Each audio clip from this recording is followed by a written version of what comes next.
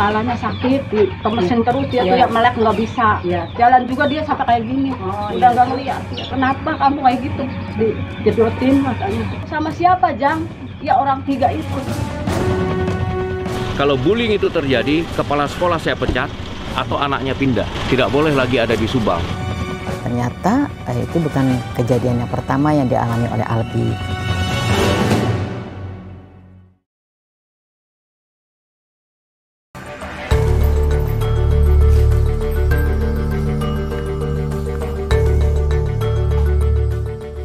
Inilah almarhum Albi Rufi Ozara, siswa kelas 3 Sekolah Dasar Negeri Jayamukti, Kabupaten Subang, Jawa Barat yang menjadi korban perundungan.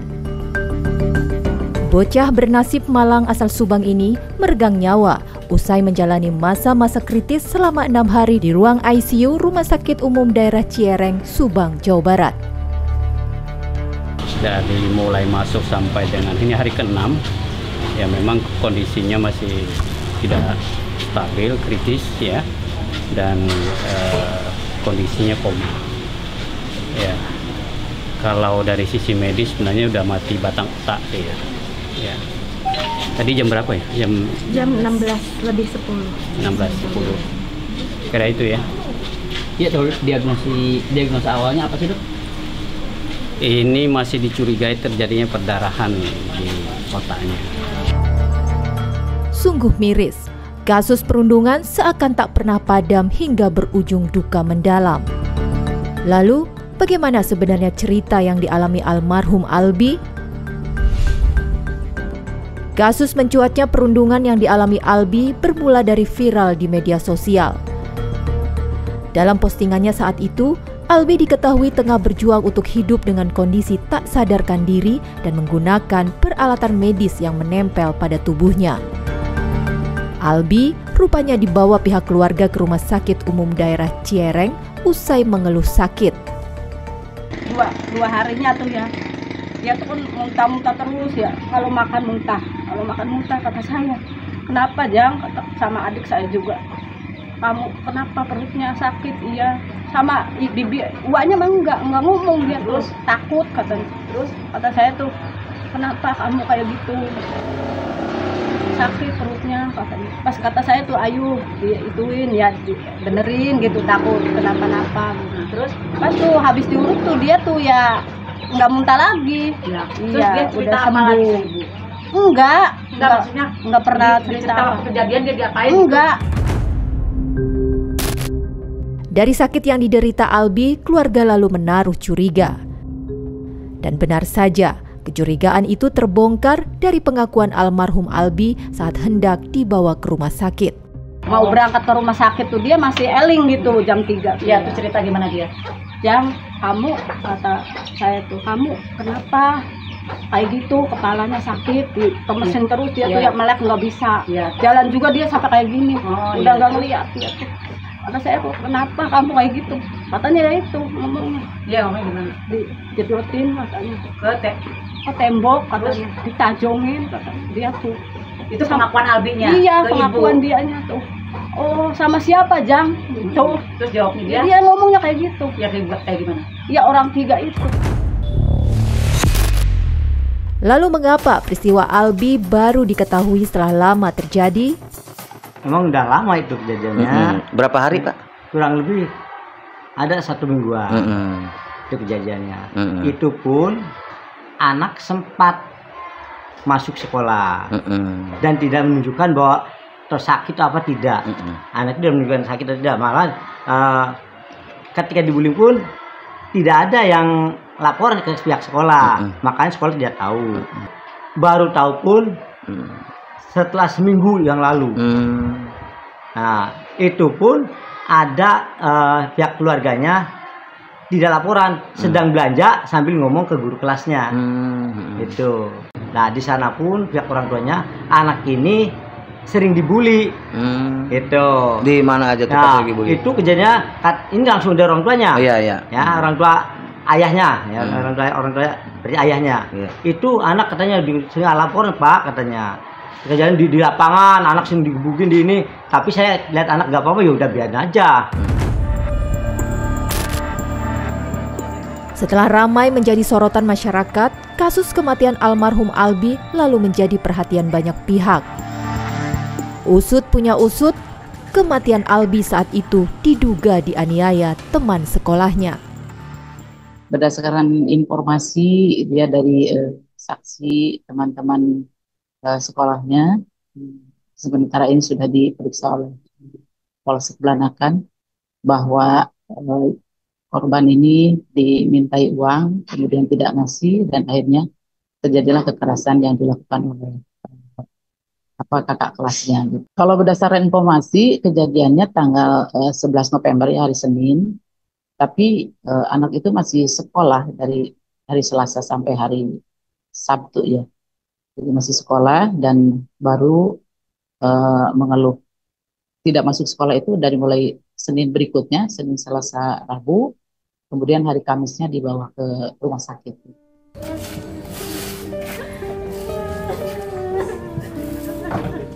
Meninggalnya Albi akibat diduga mengalami perundungan sungguh telah menyayat hati keluarga. Keluarga seakan tak percaya Albi meninggal begitu cepat di usia belia. Mengapa kejadian Albi bisa lolos dari pengawasan dan bagaimana kelanjutan dari proses hukumnya?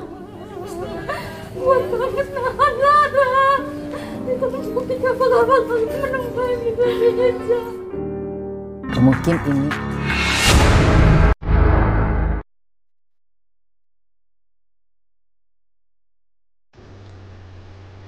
kejadian yang dialami almarhum Albi sungguh telah menjadi nyata bahwa kasus perundungan kian mengkhawatirkan. Bayangkan saja, nasib seorang bocah sekolah dasar harus berakhir tragis hanya karena menolak memberikan uang kepada kakak kelasnya. Menindaklanjuti kasus ini, pemerintah daerah Subang, Jawa Barat lalu memberikan dampak yang serius. Yang pertama, saya sudah sampaikan berulang kali bahwa pemerintah daerah Kabupaten Subang itu anti bullying. Ingat, beberapa waktu lalu saya sudah sampaikan. Cuma dua itu perintah saya. Kalau bullying itu terjadi, kepala sekolah saya pecat atau anaknya pindah. Tidak boleh lagi ada di Subang. Dan hari ini saya buktikan, kepala sekolah itu saya nonaktifkan sampai selesai pemeriksaan selesai. Dan saya sampaikan pada kesempatan ini, tidak boleh terjadi lagi hal demikian. Sosialisasi sudah kita lakukan, advokasi sudah kita lakukan terkait dengan ini anti bullying ini, tapi ini tetap terjadi. Berarti ini sekarang harus ada penegakan hukum.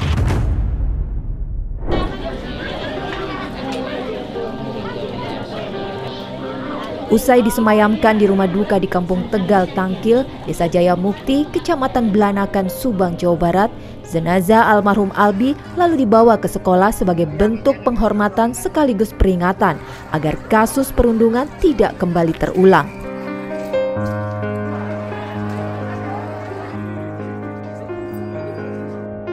Jenazah almarhum Albi sendiri kini telah dimakamkan di pemakaman Ki Buyut Lawi, Kecamatan Blanakan, Subang, Jawa Barat. Meski almarhum Albi Rufi Ozara kini telah dimakamkan, namun mengusut penyebab kematian tetap berjalan. Kami dari pihak kepolisian turut mengucapkan duka yang mendalam terkait dengan korbannya perundungan yang ada di Kabupaten Subang. Yang sudah kami laksanakan dari pihak kepolisian adalah yang pertama, kami sudah memeriksa saksi-saksi ya, dan kami mengumpulkan bukti dan kami sudah melakukan otopsi guna mencari tahu penyebab daripada kematian. Kemudian nanti kami akan mencocokkan dari keterangan-keterangan saksi, otopsi dan bukti-bukti yang kita kumpulkan untuk mencari titik terang dari pelaku terhadap korban usia di bawah 12 tahun. Selain pemerintah daerah Subang dan pihak kepolisian Polres Subang, kasus tewasnya Albi Rufi Ozara rupanya mendapat perhatian serius. Kasus kematian Albi menjadi isu nasional setelah perwakilan negara melalui perwakilan Kementerian Pemberdayaan Perempuan dan Perlindungan Anak terjun langsung ke lokasi. Jadi kehadiran kami ke Subang di lokasi kejadian tersebut untuk memastikan apakah hak-hak anak terpenuhi. Yang kedua, apakah anak-anak itu juga terlindungi, baik itu sebagai korban, pelaku maupun sebagai saksi.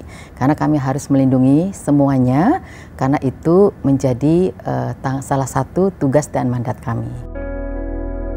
Dari hasil komunikasi dengan pihak keluarga, Kementerian PPA menemukan akar permasalahan yang terjadi. Kemudian kami menelusuri kronologisnya seperti apa, kemudian kami tanyakan dan ternyata itu bukan kejadian yang pertama yang dialami oleh Albi. Jadi sebetulnya Albi ini sudah beberapa kali gitu. Mungkin ini karena saking seringnya dan yang terakhir ini agak keras mungkin sehingga Albi beberapa hari tidak masuk sekolah. Kemudian Albi ini adalah ayah ibunya cerai ketika masih berumur setahun. Kemudian Albi ini dirawat oleh neneknya. Kasus perundungan yang telah menimpa almarhum Albi mengingatkan kembali luka lama kasus perundungan yang terjadi di sekolah. Berdasarkan data Kementerian Pemberdayaan Perempuan dan Perlindungan Anak, angka kekerasan terhadap anak di tahun 2024 cenderung naik. Tahun 2024 hingga bulan September itu terdapat 11.624 kasus kekerasan terhadap anak dan dari jumlah tersebut 9.134 korban adalah laki-laki dan 3.752 adalah korban anak perempuan. Angka ini mencakup berbagai bentuk kekerasan termasuk perundungan di lingkungan sekolah. Mirisnya, kali ini kasus perundungan terjadi di level anak. Lantas, apa sebenarnya yang menjadi faktor anak bisa memiliki karakter seorang pembuli? Salah satu faktornya adalah pola asuh keluarga yang mungkin sudah jauh berbeda dengan zaman kita kecil ya. Yang kedua adalah faktor gadget, Mbak. Karena dari semua tempat yang saya datangi, mereka sumbernya dari gadget. Lalu, apa yang bisa dijadikan pembelajaran dari kasus ini? Ini menurut saya momen penting juga untuk kita semuanya introspeksi. Dari lingkungan kejadian di sekolah ya, harusnya pengawasan dari pihak sekolah ini harusnya diawasi secara ketat ya, karena peristiwanya terjadi di sekolah ya, lingkungan. Yang kedua adalah perhatian dari para guru. Guru juga harusnya tidak hanya sebagai pemberi materi, tetapi bagaimana mengetahui kondisi si anak gitu. Yang ketiga adalah masyarakat. Saya pikir masyarakat juga perlu mengawasi juga atau punya empati lah apa yang terjadi di sekolah.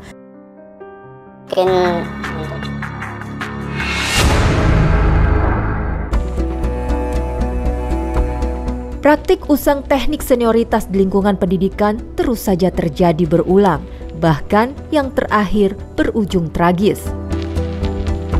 Penasaran dengan apa yang sebenarnya menjadi motif dasar perundungan oleh senior, kami lalu mencoba menemui seseorang yang hingga kini masih melakukan praktek perundungan itu.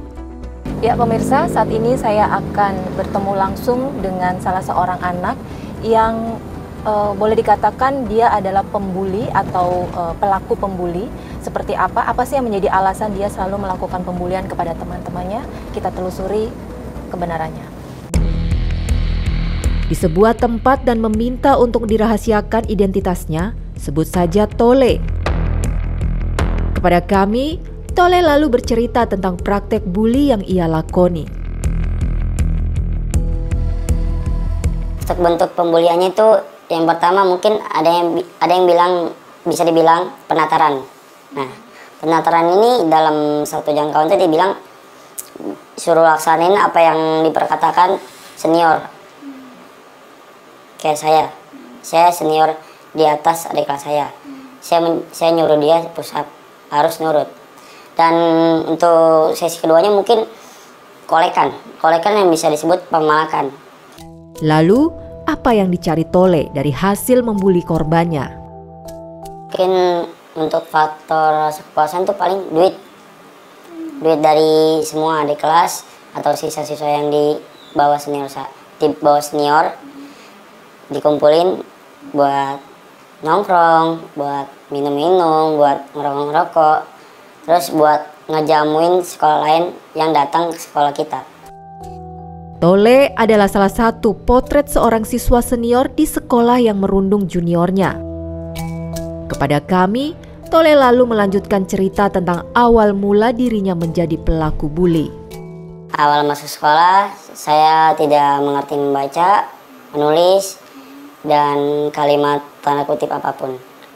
Di kelas 1 saya diam aja, nggak banyak ngobrol, dan nggak mau kenal sama yang lain juga.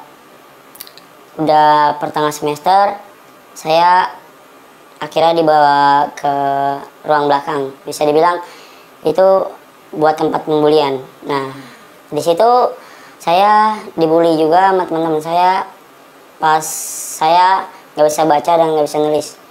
Dan untuk selanjutnya pas mau naik kelas 3, saya untuk mencari jati diri lah. Untuk mencoba memberanikan diri melawan pembuli itu. Setiap pulang sekolah, saya selalu nyempetin waktu buat ngajak berantem satu-satu. Dari situ saya udah mulai ngerasa kalau diri saya udah pantas gak disebut pecundang. Lantas atas dasar apa Tole menjadi pelaku bully? Menjadi dasar terutama yang paling karena nginget masa dulu. Paling pertama itu, Bu. Yang kedua, adanya faktor keluarga juga yang bikin emosional saya naik, terus pikiran berantakan, akhirnya ngebully seseorang. Berangkat dari pengakuan Tole, kami langsung mencoba menggali lebih dalam apakah aksi bully di lingkungan sekolah bisa terdeteksi oleh pihak sekolah. Seharusnya guru bisa melihat atau menilai anak itu melakukan bullying. Jadi sebenarnya bisa direkonstruksi bahwa guru bisa melakukan tindakan pencegahan. Dengan apa? Dengan kegiatan belajar mengajar. Jadi ketika kegiatan belajar mengajar, seharusnya guru bisa menilai anak tersebut sebagai seorang pembuli atau bukan. Lantas, apakah sebenarnya di sekolah ada sistem untuk mengantisipasi aksi bully?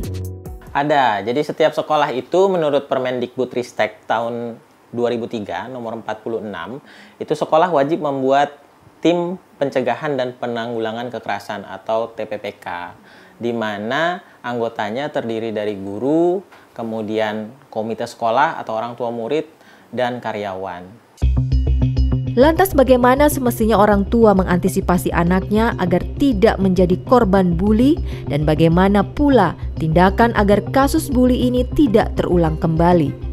Ya itu tadi, anak yang tidak dibully berharap bisa lebih berani untuk speak up, belajar untuk bisa bercerita atau mengatakan sesuatu secara asertif. Kalau yang membuli tadi, dua-duanya harus dikasih, yang membuli dan dibully stimulasi moral. Tetapi yang membuli juga harus kita lihat dulu. Selalu orang harus melihat penyebabnya apa. Biasanya kalau ada bullying, yang lebih diperhatikan yang korban. Yang membuli tidak. Padahal potentially dia akan bisa membuli berkali-kali lagi. Itu yang harus dipikirkan. Mencari akar masalah dan solusi tindakan bullying serta kekerasan pelajar di satuan pendidikan sejatinya telah dilakukan oleh sejumlah pihak terkait. Lalu, mengapa aksi bully yang masih kerap terjadi dan bahkan hingga berujung tragis? Semoga ini menjadi peristiwa terakhir dan tidak ada lagi putra-putra bangsa yang berakhir sia-sia.